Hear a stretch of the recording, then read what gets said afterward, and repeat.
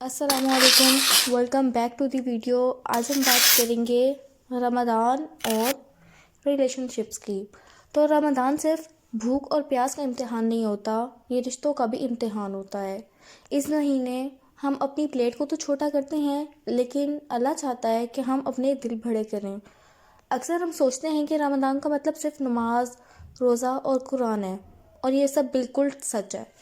لیکن رمضان کا ایک حصہ اکثر ہم بھول جاتے ہیں، رشتے، خاص کر اپنے قریبی رشتے، اپنے ریلیٹیوز، وہ لوگ جن سے ہم یا تو ناراض ہوتے ہیں یا جن سے ہم دور ہو چکے ہوتے ہیں۔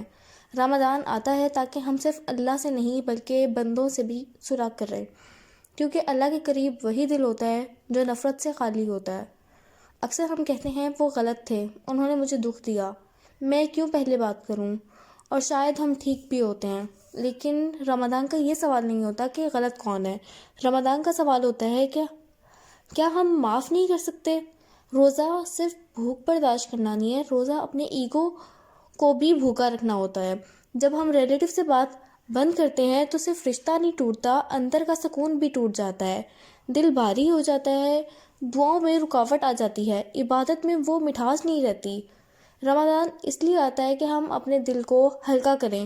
کبھی کبھی ایک چھوٹا سا میسج، ایک سمپل سا سلام، ایک کیسی ہو، بہت بڑی دوری ختم کر دیتا ہے۔ یہ ضروری نہیں کہ ہر رشتہ پرفیکٹ ہو، یہ ضروری ہے کہ دل صاف ہو۔ رمضان ہمیں یاد دلاتا ہے کہ رشتے صرف اس لیے نہیں ہوتے کہ وہ ہمیشہ اچھے ہوں، بلکہ اس لیے ہوتے ہیں کہ ہم صبر اور اخلاق سیکھیں۔ اپنی فیملی میں ہر انسان مکمل نہیں ہوتا، ہر کوئی اپنی کمی کے ساتھ ہوتا ہے، اور ہم بھی ان میں شامل ہوتے ہیں۔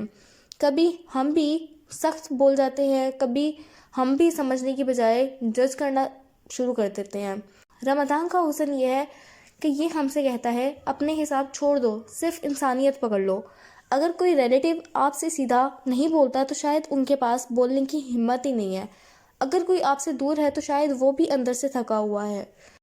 رمضان ہم سے کہتا ہے کہ ہر دوری کو ضد نہ بناؤ، کبھی کبھی جو رشتے اللہ کے لیے جوڑے جاتے ہیں وہ زندگی کے لیے برکت بن جاتے ہیں۔ اور ہاں، معافی کا مطلب یہ نہیں کہ آپ غلط کو صحیح مان لو، معافی کا مطلب ہوتا ہے کہ آپ اپنا دل بوجھ سے آزاد کر لو۔ رمضان دل کی صفائی کا مہینہ ہے۔ اگر ہم روزے کے ساتھ ساتھ اپنی ناراضگی بھی چھوڑ دیں تو یہ روزہ صرف فرض نہیں، روحانی تجربہ بن جاتا ہے۔ کبھی سوچو، اگر کل زندگی نے موقع نہ دیا تو کیا ہم یہ کہہ سکیں گے کہ ہم نے اپنی طرف سے کوشش کی تھی؟ رمضان ہمیں وقت دیتا ہے سوچنے کا، محسوس کرنے کا اور بہتر بننے کا۔ اس مہینے صرف افطار ٹیبل شیئر نہ کریں، دل بھی شیئر کریں۔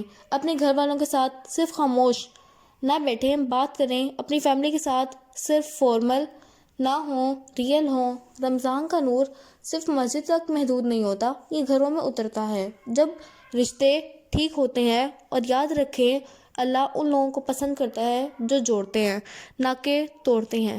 اس رمضان اگر آپ صرف ایک کام کر لیں تو وہ یہ ہے، دل صاف کر لیں، کسی کو کال کریں، کسی کو معاف کر دیں، کسی سے دعا میں یاد کر لیں۔ ہو سکتا ہے اس کے ایک قدم سے آپ کا رمضان صرف اچھا نہیں، قبول ہو جائے۔